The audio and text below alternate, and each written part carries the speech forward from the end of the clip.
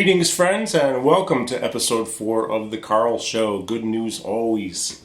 We've been getting quite a bit of traffic, and I just want to say thank you for your support. Thank you for watching. I hope you enjoy what you watch.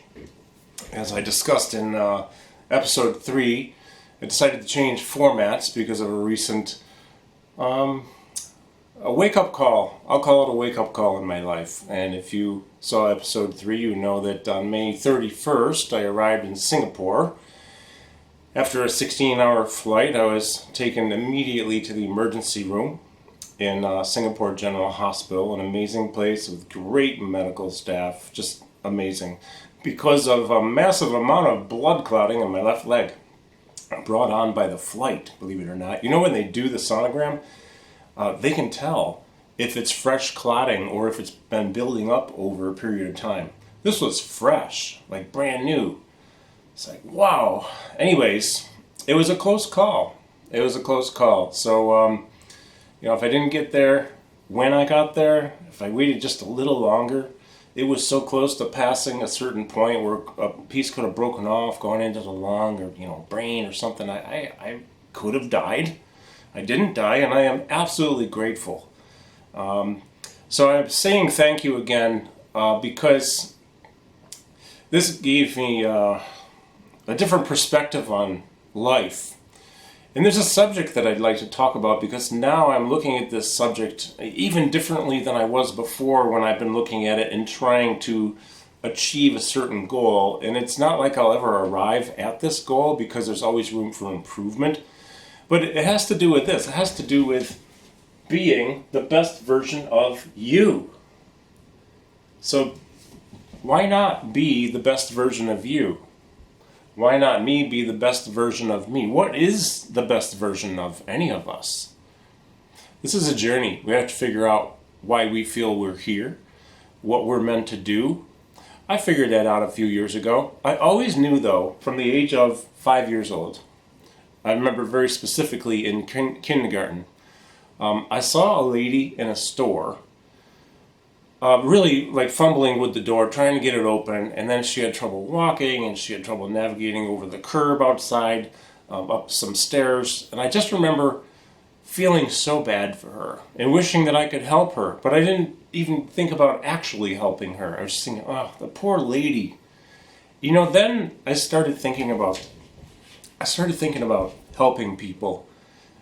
When I was a kid growing up, I would help people here and there. I always really wanted to help my parents because, they had a tough time a lot of times with my dad's eye condition and mom taking care of him. And, it was hard sometimes. Financially, it was hard. Emotionally for them, it was hard. They struggled, but they did the best job parenting that they could possibly do, and I am grateful for my parents, right? But, one way of helping is just go out and work and earn my own money so that nobody has to worry about me, buy my own stuff. Yeah, they provided for me, but I provided for myself too, probably a lot more than some other kids would have. And I'm not, it doesn't make me special. It's just I thought, well, this is a good thing to do. I'll help. Helping my grandmother, helping my grandfather with various things over the years. But it's always been in me to want to help. And the problem is, when I got into the music business, I thought that maybe I would be helping people in a certain way just by providing music that hopefully they would like, right? They come to a gig, they hear it, we record a CD, I recorded a bunch of CDs, and they hear it and they like it. And you know what? We know that happened. We had fans. Every band had its fans. I was in countless bands. Can't even count how many over the 38-year period, whatever it was. But the bottom line is, that wasn't enough for me. I got into this personal training thing. It was pretty much an accident. I wasn't planning on it, except that I was really big. I was like 270 pounds, had close to COPD, even though I was never a smoker, but I was in smoky bars all the time for like 25 years, playing club gigs. So maybe the secondhand smoke put me there. Upper respiratory infections very, very often. Chronic for 2.5 years a few years ago. And pre-diabetic, high blood pressure. My doctor scared me and is like, dude, man, it's time for you to change your path because you're going down a road that's not good. It's not healthy, and I don't want something to happen to you. I called a trainer. Now, I've told this story before, so I'll blast through it here again. I called a trainer, Eric Prager. You know what? After a year and losing a lot of weight, like well over 50 pounds, eventually I lost 70 pounds, but I became a trainer. Went up to SU to go to school. They ended up hiring me to work. My first Parkinson's person was there. You know what? That was it. Jerry, my first Parkinson's person. When I met him, I knew I had to help a special population, a special demographic. And Parkinson's and movement disorders in general, people with balance issues, that's my mojo. It's not the athletes, it's not the weight loss client. But, okay, so now that I've found what I wanted to do, and what my advice is, you know, I came upon it by accident, but then as I got into this training, and into the working with Jerry, I knew I had to make some choices and move forward. I had to learn more. So it ended up being a really interesting path. It's taken me all over the world. So, you know, my first advice, if you will, and all I have to offer is my own experience, my own life perspective, what's happened to me, how I've handled things, and how I maybe wish I'd done things different, but I learned from what I didn't do the way I wanted to do it or should have done it, and then try to do better in the future. Because to me, finding what I love to do was the first thing to help me become a better person. I was just floundering for years. I didn't know what the heck I was going to do. I knew I didn't want to drum forever, and I haven't done a live gig in 5.5, 6 years almost. And it's fine, I don't miss that at all. But I was burned out too, and you know, getting burned out, that's probably not going to help you to evolve personally. So I'm totally going stream of consciousness here, because this is not like I'm going to give you my special words of wisdom and think that it's going to work for you, but I will tell you what worked for me. I'll tell you what worked for me. What worked for me, because a lot of us, let's talk about why we're talking about this. There's a reason we're talking about this. There's a reason I'm talking about it, because I know there are people out there who have been struggling and struggling and struggling. They've been struggling with their self-image, their self-esteem, their self-worth. You know, being worthy, feeling worthy, for some people, they just don't feel worthy. I know, I was there for decades. I know what it's like to feel like, you know what, the other people deserve that, but I don't. Oh yes, she deserves that. He deserves, no, not me. No, and I'm not good enough. Not good enough, that's another one, not good enough. Have you ever told yourself you're not good enough? Who says so? I bet you the only person who said so is probably you.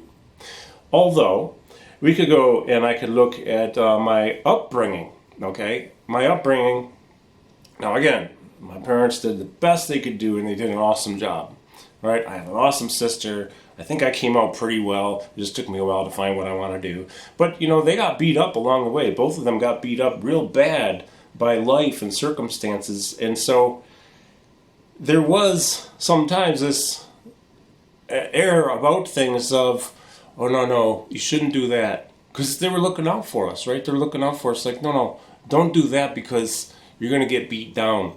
Or they're going to steal from you. Or they're going to take advantage of you. Sometimes it drove me crazy because there are things I wanted to do that other people were doing that I was told not to do. So I believed I shouldn't do it. And, well, I didn't know that I probably could have done it, whatever it was. Could be a little thing, could be a big thing. You know, fortunately, at the same time, they encouraged my sister and me to, you know, do things. But there was that thing, that conservative, a very conservative household with, you know, be careful, and stay kind of in the box. You know, I did that. I don't blame anybody for anything. I don't blame them. I don't blame anyone. You know, my guidance counselor in high school, I'm here to, good news always, right? It doesn't mean there wasn't some bad stuff along the way. He was worthless. You know, really nice guy, but you couldn't get him to help you with anything. He never helped anybody with anything. You know, I wish I'd had somebody to offer me something. But you know what? I'm here now because of what I went through. So it's never too late. pretty much when I was almost 50, so when I got started with actually living my life and feeling like I am worthy. So if you don't feel worthy, okay, let's talk about why. Because if you don't feel worthy or that you deserve things, good things, you can't become the best version of you. You're not going to be that way. And you know why I want us to be the best version of ourselves? It's not because I want me to look special or like, oh, I'm really special. No, it's because you can be more for others. When you become the best version of you at any given moment, you are going to be more for other people. That's why I'm having this conversation. Because I want to be more for others, because it all circles back to 5 years old kindergarten, seeing a lady stumbling, wishing I could help her. Well, I can help now. I'm kind of like a movement expert guy with helping people with fall reduction and improved quality of movement, rehabilitation. Am I the best? No, I'm good. But I keep learning and learning, right? I always want to learn more. But I can help people, pretty much anyone. And that makes me feel good. So now I can take that and I can say, hey, I can help you. Let me help you. You know what happens when you help somebody? They might go from feeling defeated into feeling hopeful. Oh, we've had it so many times at workshops around the world, people with Parkinson's who roll over again for the first time in 5 years, or they start running again for the first time in 15 years or 17 years in one case. You know what happens when you help someone become, let's say, a better version of themselves or regain an ability they didn't have? They might go from feeling defeated or depressed into feeling unstoppable or having hope. We've had it happen in workshops all over the world. We've had people roll over for the first time in years by themselves. First problem of the day is rolling over in bed. How would you like to wake up and have that be your problem first thing in the morning? Not fun, right? But they learn how to roll over by themselves. Boom! Game changer, mind changer, heart changer, mental, emotional, boom! Through the roof, become fighters and start doing stuff. Right? So, becoming the best version of you can help you help other people in life. Maybe improve the quality of your life. There's so many things we can do to help people, but it really helps if we believe in ourselves, okay? I mean, there are, let's say, I was always able to do something to help somebody. I could just say something nice, like, hey, I love what you're wearing. Hey, that was really nice what you played. That saxophone solo was great. Great. But it's different when you feel worthy and deserving of good things yourself. Because there's a certain type of confidence that you can give to them. It's not an arrogance, it's a confidence. You know what? Things are going to be okay. You can do this. You are worthy. You deserve this. And you mean it in a way because you feel that way about you. Okay? And there's nothing wrong with feeling that way about you. Why do we feel inadequate? Why do we have self-doubt? I can give you a million reasons. I feel like I just grew up in a situation where I was introverted. I'm very extroverted now, although I love my privacy, I will say that. I only like to be around people when I want to be around them. Otherwise, no. But I love being around people when I love it, and I love to talk with people, meet people, learn people. But I wasn't that way. When I was growing up, I was introverted. I just had a couple of friends. Saw a couple of them pretty often, and then another friend who's still a very good friend of mine. Sometimes I'd see him because he ended up going to another school. But, I was an introvert. I spent a lot of time by myself. I played my drums all the time. I rode my bicycle all the time, and I worked all the time. That was what I did. And when other kids were doing things with each other, I was never invited. I don't care. It doesn't matter to me now. Back then, it bugged me a little bit, but I kept myself busy. But I still didn't think that I was able to be with those kids on the rare occasion I would get asked, and then I'd say no. Why do we do this? You know what? Let's talk about this. We do it for whatever reasons we do it. Okay? The input we get, when you're a baby and you're born, there's nothing in your brain as far as knowledge goes. I mean, maybe there's something. I don't know. There has to be probably something in there, but you don't know that you know it because you're not even conscious of the fact that you could possibly know anything. But let's talk about what happens as you're growing up. So if you take, I'll just use an example here. If you take a baby born in China and gets adopted 2-3 months old, I'm just stream of consciousness, folks. Born in China, is Chinese, 2 Chinese parents, but comes here for some reason and they live in Texas. Okay, let's just pick Texas. Texas, they say lots of like fixing to do this and y'all this and gonna go to y'all's house. Do you think that the baby is gonna talk English with a Chinese accent? No. It's gonna say y'all's this and whatever they say in Texas. I only picked Texas, so I've probably been there 35 times, and I hear it all the time when I go, and I think it's fun. I love it. I end up talking and saying y'all's too. We're going to go to y'all's house. Right? Because the baby grew up here, and it had all the input to the brain here. Okay? All the input here. If that same baby grew up in China, the baby would be speaking Mandarin or Chinese. Right? So it's the input you get. What kind of input do you get? First, all the input comes from outside of you because you can't do it yourself because you don't even know it's possible, right? You may observe things, but you don't really aren't conscious or aware of the fact you are right away. You don't know that you know anything. You just kind of know stuff for a while until your brain changes and you realize you start to know that you know stuff, right? Dogs don't know they know anything. Cats don't know they know anything, but people eventually do know that they know something. Like I know that I know how to do the brakes on my car. I know how to do the radiator on my car. I know how to do a bunch of stuff to my car. I also know that I don't know how to remove blood clots like the vascular surgeon did for me 2 weeks ago, right? I don't know how to do that, but I know that I don't know it. But I do know that I know how to play the drums, I know how to do a lot of stuff, and I also know that I don't know how to do a lot of stuff. So this a really cool thing with being human is that we know stuff or we know that we don't know stuff.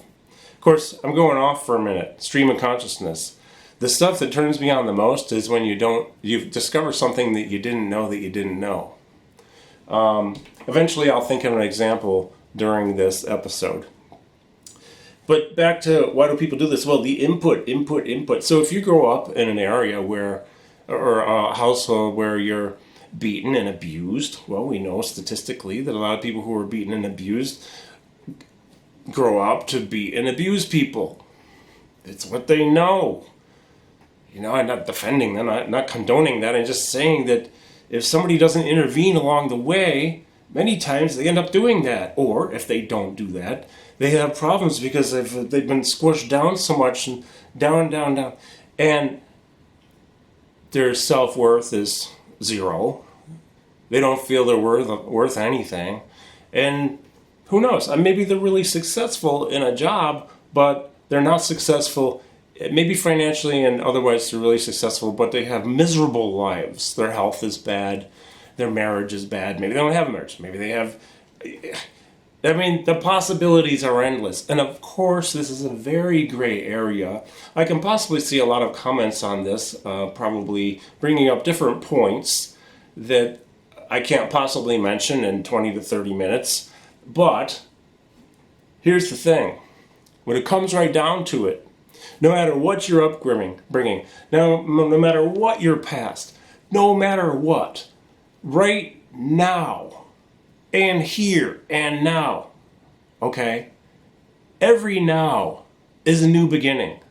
Every second, every millisecond is a new beginning. It's the now, and you have the now. That's all you have. The past is done forever.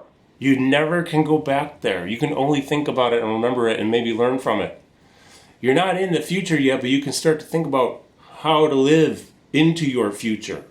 The problem that we end up having, and I ended up having, and a lot of people end up having, is that they let past experience dictate future experiences. And so they're on this path, and they can never get off that pathway that doesn't get them where they'd ideally like to be, because they're allowing something from the past to dictate the future. Okay, I got this happened, so if that happened there, well, in the future it's going to block me, so I'm not going to be able to do this and that or whatever, because whatever reasons. I don't deserve it, not worthy, it didn't work before, I failed before. I've done it thousands of times, literally, every day. There's another thing too we need to think about, okay? But before we think about that, let's continue before I forget that the future is a clean slate. Beginning now, you have a clean slate. And now. And now. So every now you have a clean slate. It is a clean slate. And who is to say, and who's to say that you can't be what you want to be? You can't be who you want to be. Who's to say that? There's only one person who can actually say that and convince you of it, and that would be you. Because that means that you're thinking that, feeling that, and going to be that if you decide to be. If you don't agree with me, think about this. How about Sylvester Stallone and Rocky? I forget how many dozens and dozens of movie companies, I don't know what they call them, like production companies he went to for Rocky. He got turned down, and I think it was around 200 times. Then he decided, you know what, I think he got investors. He ended up producing them himself. Look what happened. I think there's, 5 Rockies? Maybe there's more. He certainly didn't lose money on it. He became a multi-millionaire because he knew he had something that was going to be good, that people would love, people would relate to, they would inspire them. It would be a story that would last decades. I still watch Rocky and I love it. I think it's an amazing movie. So, even if everyone says no, if 200 people say no, well, the answer isn't no. It's only no from them. It's not no unless you decide it's no. How about Thomas Edison? The famous thing where he's, the electric light bulb.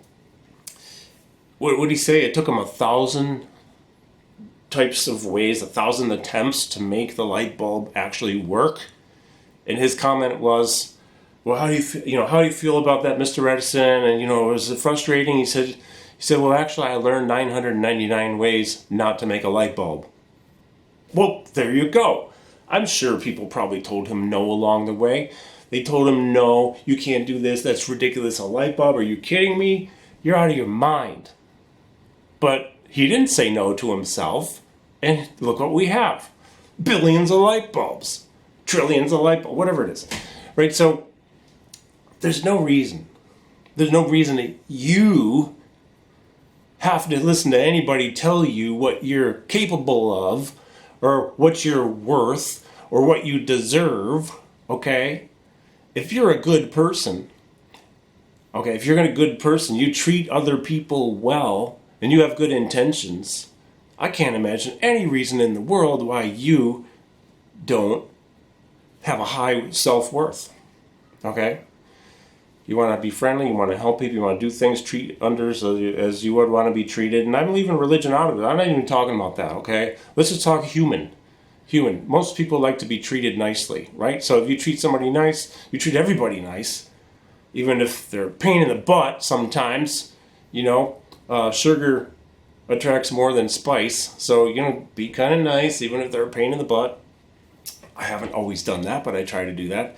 And you know what? A lot of times you can turn them around. Yeah, doesn't mean you want to hang around with them all the time, but at least you got through a situation more pleasantly. But still, other people, they have no business telling you anything about who you should be, who you're going to be, what you're worth, what you're worthy of, and all that kind of stuff. Now, let's talk about another thing here, okay? Pretty much got the point across about you're the only person who can get in your own way. Yeah, there may be logistical things and, the hierarchy of some of these corporations and this and that. You want to get a promotion or whatever and this and that. I get it. You're auditioning for something, somebody else's the part. Well, go audition for more stuff. I mean, there's a million situations, right? But still, are you going to give up? Or are you going to keep going? That's what it comes down to. And who's going to decide that? You're going to let other people decide that? Or are you going to decide, hey, you know what? I'm going to do, and fail. I'm going to fail forward. Like, I forget the author, wrote a great book, Reverend somebody, Failing Forward's a great book. Keep failing and then eventually you won't fail. Okay, and then you keep failing after that and then you don't fail. Right? Because you can't have success without probably a little bit of failure or some roadblocks. Alright, so don't be the person who gets in your way because you're the main obstacle if you do that. Alright? So there's another thing that happens though. Let's talk about the brain. The brain. This is actually, now we get into the scientific side of stuff instead of like the mystical, magical, there's no evidence kind of stuff. Well, there is evidence now. There is evidence to show, and this comes from a book, I think it's called Becoming Supernatural, Dr. Joe Dispenza. I like him pretty well. It's a good news always show, so I'm not going to say anything bad. He's not my favorite, but he certainly has some good stuff. And the best thing I've learned from Joe Dispenza had to do with the imaging, the brain imaging that came from, I believe it's MIT, but don't quote me on this for sure. This brain imaging took people who were in a constant negative state of thought patterns, okay? I'm not worthy. I don't deserve this. I'm not good enough. Blah, blah, blah, blah, blah. You know what happens when we do this? Okay, those are actually, those thoughts create firing patterns between neurons. So the synapses, okay, let's take this one. I'm not good enough. I'm not good enough. I'm not good enough. I'm not good enough. You keep saying that, there are synapses that happen in your brain, okay, and eventually they fire up enough so that the neurons actually wire together now. So you actually have the I'm not good enough web of neural firing patterns. Now it becomes like, it's so easy to fire that up all the time because you're saying it 100 times a day, 200 times a day, 50 times a day, whatever it is, because you keep going back to the negative thought pattern superhighways. All right? You can start to go and do affirmations and get positive and this and that and the other thing, and then all of a sudden, boom, something derails you and you get on the on-ramp back to the negative thought superhighway web. All right? Well, the imaging showed a certain set of neural firing patterns with these people. Well, guess what? I don't know what they did. I don't know how long it took. But the same people who they imaged who were in a negative state, when they finally got into a positive state and they were doing better and they had a sense of self-worth and they felt they deserved things and they felt like they were good people and they deserved, well, guess what? Their self-image was higher. Well, guess what? The brain wiring, when you compare this image to that image, it was completely different because neural firing patterns occurred from the positive neural firing patterns, positive thought patterns, the positive superhighway, the superhighway of I'm good enough, I deserve this, I'm a good person, I'm worthy. That is so cool. So there's the science. Get that book, Becoming Supernatural. I think that's the name of it. I only read the first 3 chapters, and that's in the first 3 chapters. I got to read the rest of it. But that was enough for me for a while. I needed to take a break because I was completely blown away by this. Completely blown away. So I get excited when I talk about this because I've lived this in my life. I've still, once in a while, I go down the negative path. All right? And I catch myself. And I can immediately derail that and say, that's stupid. That's the old Karl. The new Karl is not like that. So there's still some of that in there. And I'm working on it all the time because I want to be confident. And I feel very confident these days, but not arrogant. Confident in a loving way, like I can help you, and I want to help you if you need help, and I want to do things for the world to help people. Fortunately, I've been able to do that by traveling around all over the world for, years and helping people with Parkinson's and movement disorders. You know what? I am so gratified. It makes me so happy when people learn things, take it, use it, and improve the quality of their life. I feel we all win that way, right? So how do you do this? I can tell you my pathway. I got my trainer. I lost 70 pounds eventually. I started training people, but I also needed to be around people. I needed to surround myself with people who are in a positive mindset. When I look at who I'm around these days, it's a completely different group of mindsets than I was 8, 9, 10 years ago. Now, back then I was around some really great people, some successful people. However, not that many. And there was a lot of negativity in the people that I hung out with in my former life as a musician. And it just, I was around that all the time for years. But guess what? When I finally quit playing, I said, I need to get out because I don't want to drum anymore. And I just need a different group to hang with. So guess what? And nothing against any, because there's so many great people, but a lot of them were stuck in a rut. And I just couldn't be around it constantly anymore. One of the bands I was in was just so depressing. I had to get out. Like, I can't deal with this. Everything is like doom and gloom. Great people, but doom and gloom. So I started, Dr. Brent Brookbush, I already knew him, so I started hanging around with him more. He gave me names. I started a YouTube interview series. I used to get around Dr. Emily Splickle, Dr. Perry Nicholson, Dr. Stephen Capobianco, Dr. Alfonso Fasano, there's so many of them, but these are people, a lot of them I see on a regular basis, or I communicate with, or I work with, or collaborate with.